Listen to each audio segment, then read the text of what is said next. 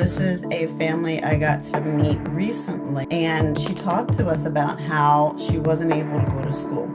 So she really was needed in the store. How she actually watched other kids walking to school and getting on the bus, and how much she wanted to go to school. There's a lot of kids, including the ones in my house, who complain about going to school, right? Azuri was so inspired by her children that she went back and got her GED. She went to Oh, college. welcome to the Are You Happy podcast, where we spotlight changemaker dedicated to creating a happier, health and healthier world also. So today we're really honored to have Keisha with us, President and CEO. Keisha is from Children's Scholarship Fund Philadelphia. So thank you for joining us. Thank you so much. So to start off, can you just introduce yourself and tell us a bit more about Children's Scholarship Fund Philadelphia? We'd also love to hear more about your current role within the organization and what your day-to-day work involves here. Okay, I'm happy to do so. Thank you so much, Lorik, for inviting me and giving me a chance to come onto your podcast. It's all My my name's pleasure. Thank you. So I'm Keisha Jordan, and I'm CEO at Children's Scholarship Fund Philadelphia. I've been here for about 5 years now, but I've worked in education and youth development organizations pretty much my whole career. Children's Scholarship Fund Philadelphia is part of a national organization that is dedicated to helping families who have children in the kindergarten through eighth grade levels to be able to achieve their dreams for their children through education. And we do that by offering scholarships for up to three children in a family to be able to go to the private school of their family's choice. So we here in Philadelphia at CSFP are Pennsylvania's largest kindergarten through eighth grade focused private school scholarship program. We serve 6,500 students in Philadelphia, and we provide all of those students with a scholarship that stays with them all the way through eighth grade so that they can have a really good, strong foundation and then be able to get access to the top high schools that their families choose for them, and then ultimately be able to go on and have a really successful and prosperous life. Well, thank you so much for all the information. Let's just start here now by asking you some questions. So, what inspired you to pursue a career in education advocacy? Like, how did your path lead you to CSFP? Well, I actually started out my career as an attorney. I started out clerking for a judge, and then I became a child advocate attorney here in Philadelphia, which means that I represented kids who were abused and neglected in the child welfare system. And so, what I learned from that experience is that by the time a child gets to a courtroom in the dependency system, they've already experienced so much trauma or neglect or abuse that it's really hard for them to be able to take the next steps to be successful in life. I was an attorney with hundreds of kids in my caseload, and Mhm. the children I was able to help were really those who were the most in need, right? Those who had the best chance to get help early to support the families often didn't get to the point where I was able to meet them and help them. So, what I wanted to do was something where I was still helping and supporting children and families. That was really important to me, but where I could do so in a more preventative way. And another attorney helps me to understand how I could transition my skills as a lawyer into the nonprofit realm and help me to be able to get my first job in a nonprofit organization. And it was another organization, actually similar to Children's Scholarship Fund, that provides information and access to families through scholarships to be able to go to private schools. So that's how I got my start, and that was in 1999. It was a long time ago. Pretty Uh, long time ago. yes, and so ever since then, I've worked in schools. Yeah, I worked in a private school. I worked in a charter school.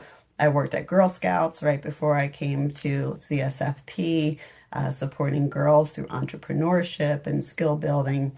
So it's really just been my passion to be able to help and support young people And what I'm doing now is really, really important and meaningful to me to be able to partner with other parents. I'm a parent too, so I'm kind of right there with them, but to partner with parents to make it possible for them to choose the school that is best for their child, whether it's one that they could afford or not, right? We're able to give them that financial help to make it possible for them to make whatever choice they want. Yeah, this is really inspiring how you got to the organization and all the hard work that you did until now. I really like all the information, all the details that you provided to me. So, CSFP provides need-based partial scholarship to eighth grade students from under-resourced families in Philadelphia. So, could you elaborate on how this mission translated to real-world impact? Usually, families who partner with CSFP are coming to us because they're living in some of Philadelphia's lowest academic achieving public school neighborhoods. And they also cannot afford to attend private school on their own. They also can't necessarily do things or don't want to do things like move to the suburbs where, there might be higher academic achieving public schools or even within the school district to another school. And so what they really want is to send their children to private school. Sometimes it's just because they want the values that a private Mhm. school might provide and it's a good fit for their family. And so they apply to our lottery. So we have a lottery that is selected in December and then again in March. And if a family applies to and is accepted into the lottery, and the only criteria are you have to live in Philadelphia and you have to meet our income guidelines because we really target families who need the most help. If they win the lottery, then that's when they receive a scholarship for up to three children in their family. And if one child wins, every child in the family wins. And because it's important for families Mhm. sometimes to keep their kids together if they can, right? And then once they receive the scholarship, which is something that's really important and unique for us, then they get to keep the scholarship all the way through eighth grade. As long as we're raising the money, and we've been able to do so every year, students are guaranteed that scholarship through eighth grade. So when you ask about the real world impact, if you think about a family who has maybe a kindergartner just starting out, can you imagine the feeling that they can choose the school that they want for their child, have the Yeah. financial help, and know that their child can stay in that school through eighth grade because CSFP is going to be right there with them. So that's how the impact really happens. And then I'll also tell you that what we're seeing for our program outcomes is that students are going to top high schools in Philadelphia. They're receiving scholarships to go to private high schools. They're getting into our city's magnet schools, which are the criteria-based admissions schools. And they're going on to do great things, college, career, military, trades. So we're really happy and proud of the partnership that we get to make. And I'm personally proud of it to be able to give kids these amazing outcomes. About the partnership, for example, for the high schools, do you have any criteria that you need to fill to partnership with the school? For the families, I mean, what kind of criteria, like what kind of income do they need specifically to apply for your organization and to Mhm. win a scholarship? Yeah. So for this program, we really only look for a couple of things. One was we look for family income. Mm-hmm. And so the families who are applying for a scholarship and receiving it are generally under-resourced families. So, to give you a sense, Philadelphia's median household income is about $60,000 a year. A And year, for our okay. families, it's about $43,000 a year. So we look at a family's income and then we look at how many people are in the household. And Mm-hmm. through that determination, that combination, we determine if a student receives our top tier, mid-level, or lowest tier scholarship. So the more need you have, the more funding that you're going to get from CSFP. So it's really easy for families to be able to know if they qualify. We actually have a chart on our website that tells them based on their household income and how many people are in the household, if they qualify, and then they'll be able to see what type of scholarship that they could receive. And then you Do they mentioned, take any tests or anything, or how does this thing work? So not for CSFP. Most of our children are entering at like the kindergarten through second grade Hmm. level. They're really young, so we don't do any kind of testing. It's really Hmm. just meeting the criteria, living in Philadelphia, and then we do have an attendance requirement too to be able to stay in a Hmm. CSFP school. Now, they still have to get admitted to a school. So the school might have criteria. They might have a test. I've Yeah. worked in admissions in a private school, and the admissions process varies so much among schools. Some schools are using some sort of a test, whether it's, an intelligence test or some sort of play-based test, or some schools use nothing at all. But schools will have their different criteria. We have over 150 different schools that we partner with. So really the families can decide what school they want to apply to.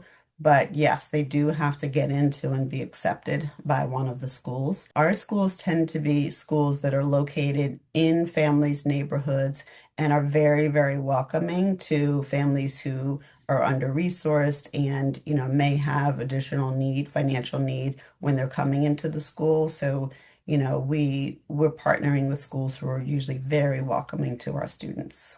Oh, that's really good.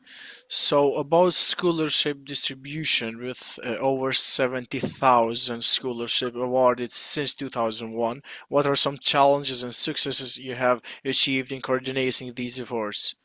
That's a good question. So, it's a challenge every year, Laura, to raise the Yeah. millions of dollars that we have to raise in order to be able to serve students. And, we take that very seriously because we're telling families you're going to get the scholarship every year through eighth grade. And so we have a team that's dedicated to fundraising. And we're pretty fortunate because there is a program in Pennsylvania that gives donors a tax credit if they make a donation to us, and then we can turn that donation into a scholarship. So we work really hard to be able to raise money under that program. So I would say that's the biggest challenge.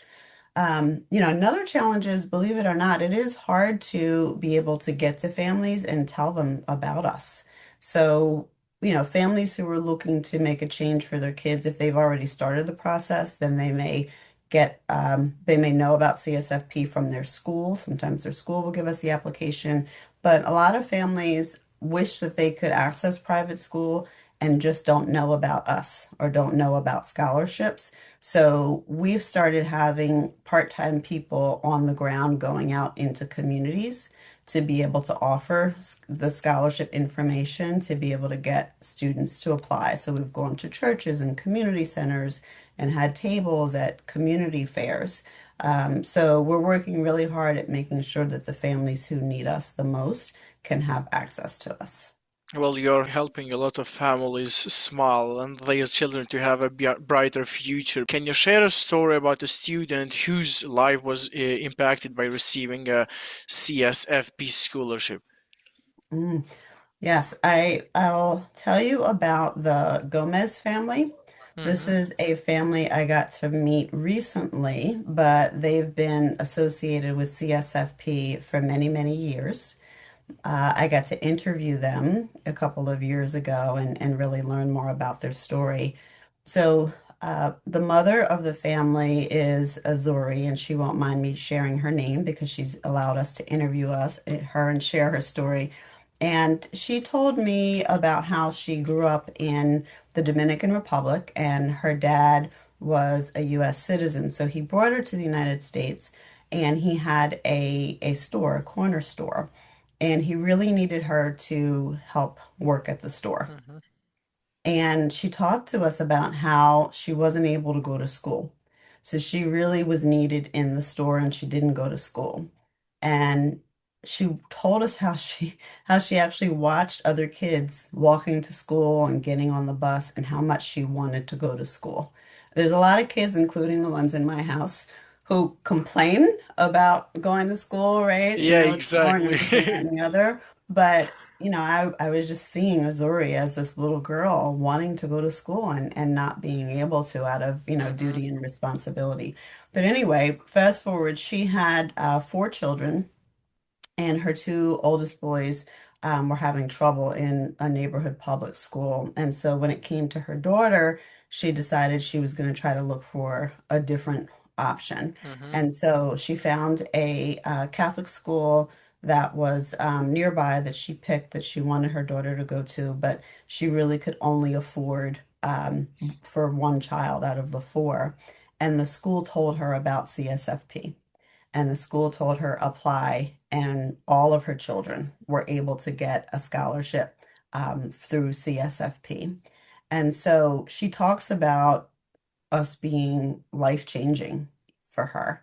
So her oldest son, I think, graduated from college and works for a bank now.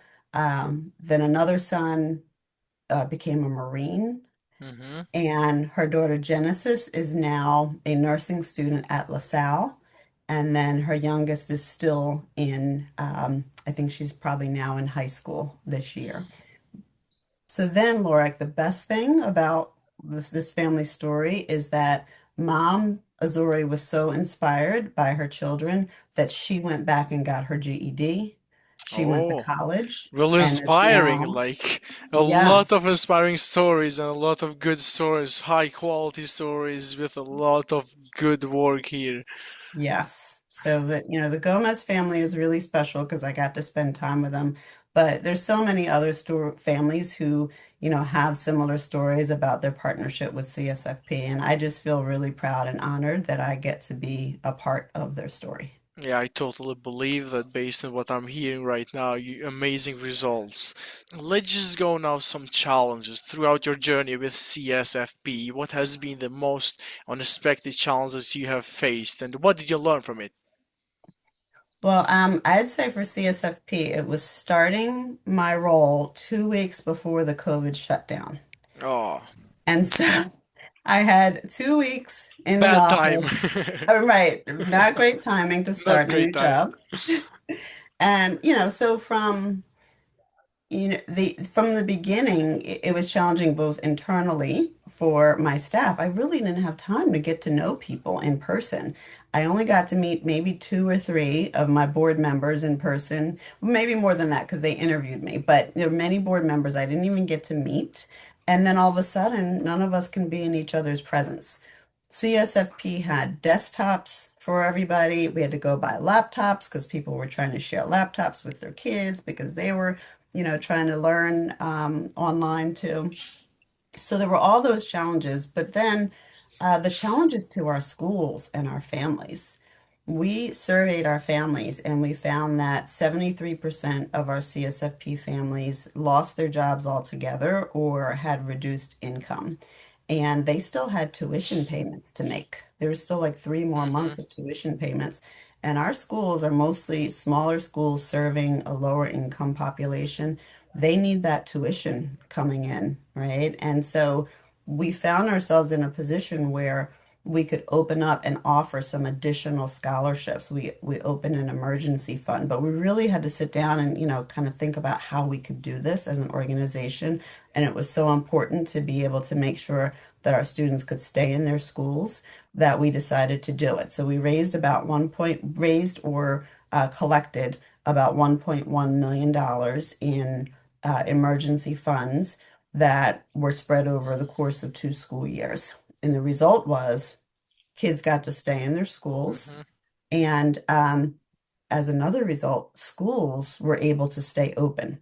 There were schools that said to us, "You really saved our school. We wouldn't have been able to continue to pay our Hmm. teachers and, do all the things. They had to get laptops for kids, all these things." So, I'd say that was probably the biggest challenge that I Hmm. faced at CSFP so far. What about the government? Didn't you had any contract or anything to communicate with government to help the schools and the students also both? So we don't receive any kind of federal funding, Hmm. but our fundraising is fueled by the state tax credit program. Yeah. And so if there are any delays at the state level, then it definitely impacts our ability to raise money. And so, we have had actually just 2 years ago when the Pennsylvania budget was passed really late. we did have trouble raising new Hmm. dollars because we, became too late to be able to raise new dollars. So, we are reliant upon government processes, and it's why I do a lot of advocacy and help to make sure that elected officials and leaders understand the impact of our scholarships so that we can keep these scholarships going. There's over 80,000 kids in Pennsylvania who are reliant on this state program, and so we need it to run efficiently. But we as an organization also have to be prepared for what happens if there are these delays, and so that can become a challenge at times. And then lastly, we have schools that do rely on some government funding. Even private schools can receive government funding when they're serving a lower income population. And so, if they lose any funding or funding is reduced, then we have to ask, will they be relying more on organizations like Yeah, for us? example, where they need help for specific situations that it was COVID, maybe they can get help from the government. That's what I'm asking it. Yes. Oh, right. During the COVID. Yes. Yeah. Yes. Our schools were able to get some funding at Hmm. that time. Hmm. Okay, so about some guiding principles, what is one piece of advice or a guiding principle that has been instrumental in your work with CSFP? Hmm. I would say for me as a leader, it's really important to listen to my team and to not make any decisions unilaterally, but to really take an interest in the perspectives of the leaders who I hire and my whole team, I will say. We are providing a really, really important service. And so it's very important that we're always listening to our families and listening to what their needs are. We do a lot of surveying and asking our families if there's something we need to know and understand. We take it to our families and, ask them questions. I think it's really important to be a listener as a Hmm. leader. And in the end, I always will make the decision I think is best for CSFP, but I really value the people around me. That also includes our donor community. So, we're really, really, really blessed to have so many donors who make these scholarships possible. But I also see them as more than investors, more than putting the funding in. They also are people who are great advisors. They're people who have lived experience that they can contribute. They might be people who have kids who are in or who graduated from our partner schools. And they often have the pulse of what the donor community is thinking and feeling. And so I also make sure that I take time to listen to them and hear their feedback. So, being a good listener and making sure that I am making decisions that are in the best interest of our CSFP community is definitely a guiding principle for Yeah, me. the strongest point of a leader, maybe I think. About the donors, where are the donors? Like, do you have local donors or also international? So no international yet, but if you know anybody, let me know. Um, we I mostly will have work on people. that. We mostly have people who are in Pennsylvania or who have Pennsylvania liability through the tax credit program. And so, right around 75% of our funding every year is through that tax credit program. But we have an annual fund, meaning that we ask anybody and everybody connected with us to make a gift of, $5 to $5,000, right? And then we have 5,000 would be um, good. Yes, yes, and we do definitely have that. I mean, like most nonprofits, so many of our gifts come from donors who, are writing a check at the end of the year, and that generosity, even at the lower level, Hmm. builds up, right? So Yeah, that the more exactly. donors you have at that level, the more impact they can have. And then we have some foundation partners that are providing gifts either for a program or for our operations to help us build our capacity to fund scholarships sometimes. And then corporations sometimes do sponsorships for events. Like we have an event at the end of the year called Lottery Day, which is when our volunteers, mostly from our corporate partners, get to call families who won the lottery and be the first ones to tell them that their child is going to get a scholarship. And that's a very special connection that they're able to make. And so sponsorships are also really important. So we do have some, I would say, out of state donors, definitely Hmm. not out of the country donors just yet. But listen, Laura, I'm trying to raise a lot of money, so I will certainly accept and be grateful for any and all donations. Well, we will work on that. As Thank soon you. as we knew something, you will be presented. So, Thank looking you. ahead about some future goals, what are CSFP strategic priorities moving forward, and how can listener contribute to these goals? So we made the decision back in 2022 that we were going to continue to fund all of our scholarships through eighth grade. And so we're continuing to watch how that is impacting, how that commitment is impacting our community. And I'll tell you, Laura, that right now it is having a positive impact. Every year, we're seeing an increase in the number of families who are able to stay in the program. Hmm. And we believe it's because, and they tell us, they know that CSFP is going to be there with them through eighth grade, so they can build their plans around keeping their child in that school. So, everything is built around making sure that we're able to maintain and support the families who are in our program. So, we're going to continue along that with that priority for, many years to come. And then next year, I'm excited to say it will be our 25th anniversary for CSFP. We were founded in 2001. And so we're going to be celebrating all year.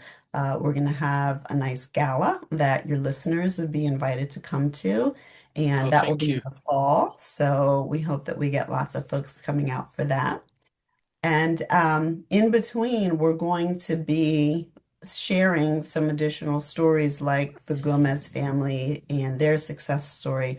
We're trying to reach out and find as many of our alumni as we can because now at 25 years, we have students who are out in the community working and doing great things. And so we want to try to find as many of them as we can and be able to engage them in the celebration. So stay Yeah. tuned because there's going to be lots of fun stuff happening in 2026 for our 25th anniversary. Yeah, about the events and the campaigns that you mentioned, could you tell us about more the Breaking Barriers campaign and how it aims to further CSFP mission? Yes. So the Breaking Barriers campaign is how we recognize that in order to have the most impact on our students, we needed to be able to guarantee those scholarships through eighth grade. So before the campaign was launched, CSFP, and before I started at CSFP, the board authorized some research to be done to understand what's the best way to increase impact for in Philadelphia. How could we have more impact? And so that's when we learned that when we were only guaranteeing scholarships for 4 years, families weren't returning at the same rate after the 4 years. So they could go back in the lottery and reapply, and they weren't reapplying for a number of reasons that they shared Hmm. with us. And so that's when we made the decision the way to have the most impact is to guarantee the scholarships through eighth grade because that's what all the research shows gives students the best chance at academic and life success. So the term breaking barriers means, breaking that barrier internally, no longer just having 4 year scholarships, but extending all the way through eighth grade. And then also breaking down any barriers that stand in the way of families being able to access quality education. And so that's when we added in wanting to do more supplemental services. So we've increased our Camp Connections program, which is where CSFP students get to go and attend an academic summer camp, and with an academic but also fun component, Hmm. traditional summer camp environments. We've done more workshops for our families and helping kids to navigate applying to high school. And so the Breaking Barriers campaign is really the fundraising campaign to enable us to keep families, keep students in the program longer, guaranteeing through eighth grade, giving more money per student. So we invested more, started investing more per student, and allowing more families to access the program. So that's the Breaking Barriers campaign, and it is right now we're in I guess, the fourth year of the Mhm. Breaking Barriers campaign. I can't believe it. It feels like we just started. And so looking forward to next year with the anniversary really being a celebratory year for the campaign.